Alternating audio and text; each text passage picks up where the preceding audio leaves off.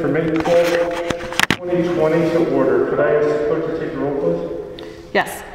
Governor Sisolak. Here. Secretary of State Sagaski. I'm here, thank you. Attorney General Ford. I'm here, but I'm glad to hear you all. Attorney General Ford. I'm here, but I'm glad to hear you all. Okay, let's try to test it with the audio folks here. Is this getting better? 1, 2, 3, 4. Is that better? I can hear you, Governor. Yeah, I can hear you, Governor. Okay, thank you, sir. Okay, moving on to item number 3, approval of the April 1st, 14th, and 23rd, 2020 minutes. Do I have a motion? Move for approval. We have a motion on the floor. Is there any discussion on that motion? Hearing and seeing none, all in favor signify by saying aye. Aye. Aye. Motion passes. Item number 4, authorization to contract with a current and or former state employee. Good morning. There's 2 items in this request to contract with former employees pursuant to NRS 333-705 subsection 1. The first request is from the Office of the Attorney General to contract with a former employee to provide legal services. This individual will be employed by McDonald Carano, LLP. This item relates to agenda item 7, contract number 4. And the second request is from the Department of Transportation to contract with a former employee to provide inspection services on betterment projects. This individual will be employed by HDR Incorporated. Representatives from the agencies are available to answer any questions on these items. Do we have any questions on these items number 4? None, move for approval. We have a motion on the floor. Is there any discussion on that motion? And seeing none, all in favor signify by saying aye. Aye. Aye. Motion passes. Item number 5, request for an extension on current critical labor designated position. State government is continuing critical labor shortages. Pursuant to NRS 286.523, it is the policy of the state to ensure that the reemployment of retired public employees is limited to positions of extreme need.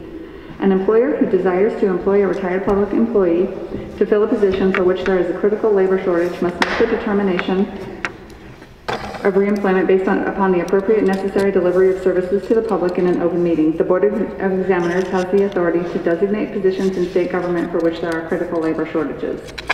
In determining whether to designate a position as a critical labor shortage, the Board is to consider and make findings on the efforts made to fill the positions through other means, the turnover rate for the positions, the number of openings, and number of qualified candidates, the length of time the positions have been vacant, any special circumstances, education or experience requirements for the positions, and the history and success of recruitment efforts. The Department of Corrections requested and the Board approved the designation of rural correctional officer classifications as critical labor shortage positions in March of 2016 and again in March of 2018.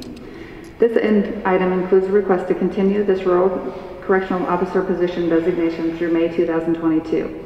This item includes a report from the department on the use and effectiveness of the critical labor shortage designation and a request to continue the designation of these positions as a critical labor shortage and a public employees retirement system exception for these positions. This will allow the department to continue to reemploy retired public employees who require little or no training to perform these important correctional officer duties. Representatives from the agency are available to answer any questions the board may have. Do we have any questions on item number 5 with critical labor shortage? Questions, Mr. Governor, but I just want to note that I got a message that people are watching the DOE meeting. They can see our lips moving, but they can hear no audio. So I just want to let you know. Okay. Can we fix the audio, please, so people... It should be?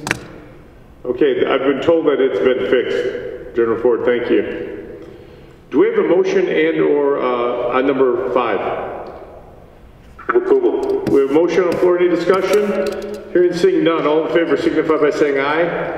Aye. Aye. I apologize. I failed to recognize item number 2, public comment. Do we have any public comment related to this that was submitted? No, we do not. We do not. Okay. Okay.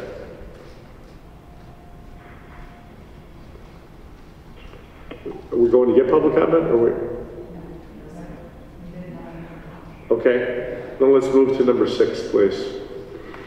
There is one lease under agenda item 6 for approval by the board. Are there any questions on this item? Do we have any questions on the lease, item number 6? Move for approval. We have a motion on the floor. Any discussion on the motion? Hearing and seeing none. All in favor signify by saying aye. Aye. Aye. Motion passes. Item number 7, approval of proposed contracts. There are 54 contracts under agenda item 7 for approval by the board this morning, and I would just note again that contract 4 relates to agenda item 4A. Are there any questions on any of these items? I've just got a question on 4, and General Ford, if you can help me here, I asked my counsel Kyle to explain this to me a little bit. Do we have a list that you use when you're going for outside counsel, or is it depending on recommendations, or how do we do that? Yeah, there is no particular list, Mr. Governor. It oftentimes depends on recommendations that come from the various departments who utilize individuals in the past with expertise in certain areas. How are the fees negotiated, or is it a standard fee, or is it depending? Is it reduced? What? But generally speaking, they're always reduced because there are government rates that we try to convince folks to abide by. But there is not a standard rate that is, because again, it depends upon the nature of the action, the complexity of the action, how long the action is going to be ongoing, and things of that sort. Okay. Thank you very much. Absolutely. That's the only question I had. Secretary Sagaski or General Ford, any questions? None here. I'll move for approval. We have a motion on the floor on item number 7. Any discussion? Hearing and seeing none. All in favor signify by saying aye. Aye. Aye. Motion passes. Item number 8. There are Yeah, 8, sorry.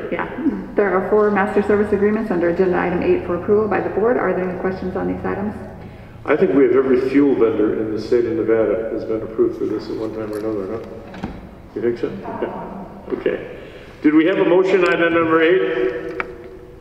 Move approval. We have a motion on the floor. Any discussion? All in favor signify by saying aye. Aye. Aye. Aye. Motion passes. Item number 9.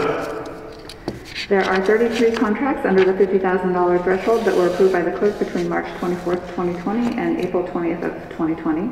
This item is informational. Were there any questions on any of these items? I do not have any questions on number 9. Do we have any questions there? None, sir. Okay.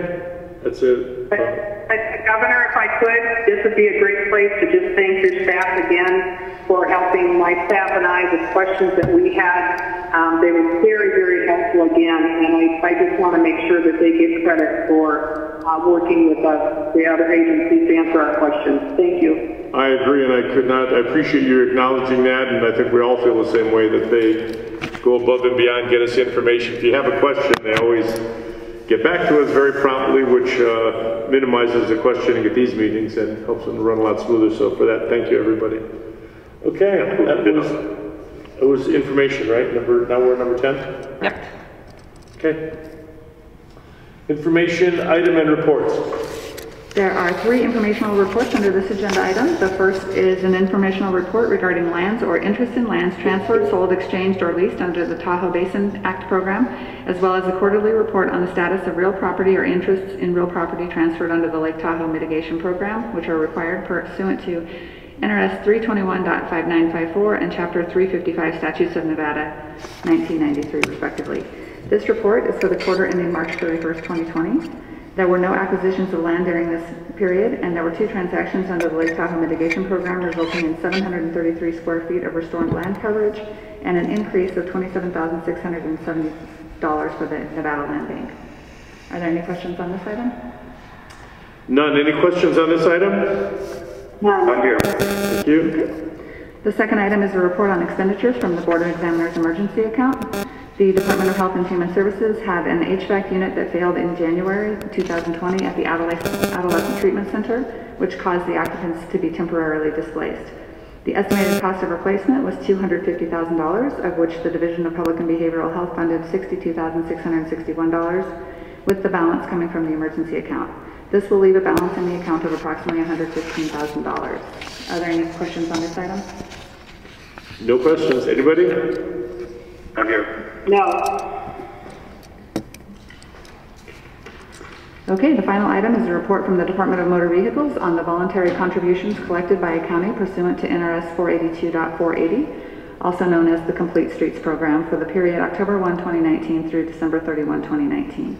During the second quarter of fiscal year 2020, the department collected $78,314 compared to $79,236 in the same period last year, and $89,353 collected in the first quarter. Of the amount collected, approximately 78% was from Clark County, 15.75% from Washoe County, and just under 3% each from Douglas County and Carson City. After deducting 1% to administer the collection and distribution of contributions, the department distributed $77,531 for this quarter.